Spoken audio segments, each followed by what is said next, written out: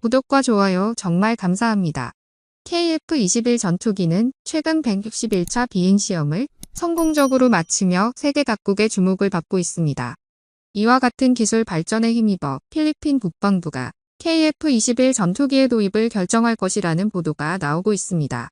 이미 한국의 FA-50 전투기를 12대를 운용하고 있는 필리핀은 KF-21 전투기를 눈여겨보고 있었는데요. 연이은 비행 성공과 양산 일정 변경에 따라 필리핀의 공군력 강화를 위한 계획도 급변했습니다.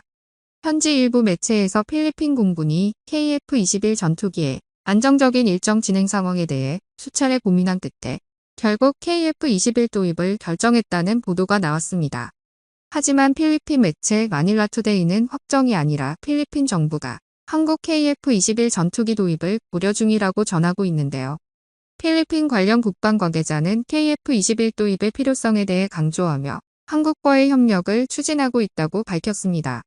한편 한국과 필리핀의 군사협력을 이끌어온 필리핀 공군 대령 조르디 알칸타라는 기자회견에서 KF-21 도입은 필리핀 공군력 강화에 큰 도움이 될 것이라며 기대감을 드러냈습니다. 이와 함께 그는 KF-21 전투기의 성능이 우수하고 가격도 예산에 적합하다고 말하면서 중국과의 남중국해 대립에 있어서 국가의 안보를 보다 효과적으로 지킬 수 있을 것이며 동시에 한국과의 군사 협력을 통해 지역 안보에도 기여할 수 있을 것이라며 긍정적인 전망을 내비쳤습니다. KF-21 전투기 도입 결정이 남중국해에서 중국과의 영토 분쟁과 관련이 있다는 것은 흥미로운 부분인데요.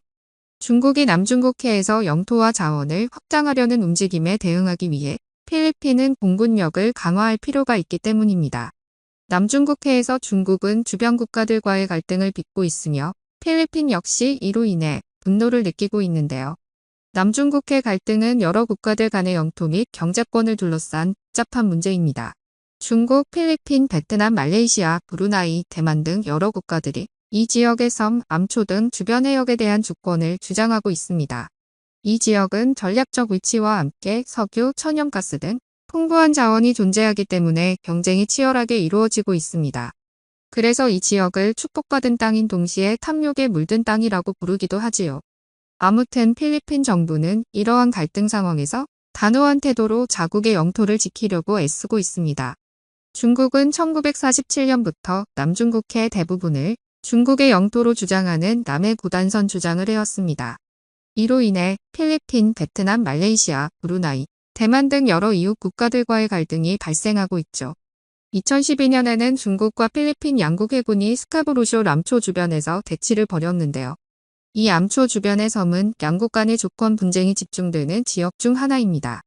필리핀은 2013년 중국의 남중국해 영토 주장에 대해 국제재판소인 상설중재재판소에 제소했고 2016년 PCA는 중국의 남해 고단선 주장을 기각했습니다. 하지만 중국은 이 결정을 받아들이지 않았죠. 그래서 중국 국가주석 시진핑은 중국의 영토 주장에 대해 강력하게 주장하면서 중국은 해상 권리와 이익을 절대로 포기하지 않을 것이라고 주장하자 이에 필리핀 외무장관이 중국 외교부를 향해 중국은 당장 꺼져라라는 발언을 하면서 긴장 상황은 갈수록 고조되었습니다. 이 같은 갈등이 지속되자 필리핀 대통령 로드리고 두테르테는 어쩔 수 없이 중국과의 관계 개선을 위해 노력했는데요. 하지만 그도 필리핀의 영토 주장은 절대 포기하지 않았습니다. 이에 두테르테는 필리핀의 주권을 지키기 위해 영토 분쟁이 아닌 국제법에 따른 것이라고 선을 그었습니다. 그래서 현재까지도 남중국해의 영토 분쟁은 서로의 입장을 좁히지 못한 채 갈등이 지속되고 있습니다. 그래서 일각에서는 필리핀 공군이 KF-21 도입을 추진하는 배경에는 중국과의 영토 분쟁이 큰 영향을 미쳤다고 주장하고 있습니다. 중국과의 갈등이 심화되고 있는 상황에서 필리핀은 KF-21 전투기 도입으로 인해 대응력을 향상시킬 것으로 보입니다. 그러나 일부에서는 한국과 필리핀의 협력이 중국과의 갈등을 완화하는 데 어느 정도 도움이 될 수 있겠지만 근본적인 해결책은 여전히 국제적인 논의와 협력을 통해 이루어져야 한다는 목소리도 나오고 있어 국방력 강화 외에도 분쟁 해소를 위한 추가적인 노력이 필요할 것으로 보이는데요. 이러한 과정에서 관련 국가들이 서로에 대한 이해와 배려를 키워나가는 것이 무엇보다 중요한 시점입니다. 이 밖에도 필리핀이 KF-21 전투기 도입을 결정하게 된 배경에는 한국과 필리핀 간의 군사교육 협력이라는 측면도 있습니다. 이는 한국과 필리핀의 군사협력이 긍정적인 효과를 가져올 것으로 예상되고 있는데요. 양국은 지난해부터 공동 군사훈련을 실시하고 국방력 향상을 위한 정보 공유에 열심히 노력하고 있습니다. 게다가 필리핀 공군은 이미 한국에서 다양한 군사교육과 훈련을 받아온 경험이 있으며 이러한 경험을 바탕으로 양국은 더욱 긴밀한 협력을 펼칠 수 있다는 점에서 중요한 의미를 지닌다고 할 수 있습니다. 그래서 필리핀 공군의 KF-21 전투기 도입으로 인해 양국의 군사교육 협력도 더욱 활성화될 것으로 예상되며 양국의 동맹 관계를 더욱 강화할 것으로 예측되고 있습니다. 한편 필리핀이 KF-21 도입을 추진하는 이유 중 하나로는 지리적 위치 때문이기도 합니다. 앞전에 이야기했듯 필리핀은 중국과 인접해 있어 중국과의 영토 분쟁에 대한 우려가 크기 때문에 주변 국가들과의 안보 협력에 많은 관심을 기울이고 있는데요. 특히 한국은 동남아시아 지역의 안전보장과 지정학적 이점을 고려하여 필리핀과의 군사협력을 강화하고 있습니다. 한국과 필리핀의 군사협력은 양국이 속한 아세안 지역의 안보 환경에도 영향을 미칩니다. 아세안 회원국들은 공동안보와 경제발전을 추구하고 있으며 이를 위해 다양한 협력 방안을 모색하고 있는데요.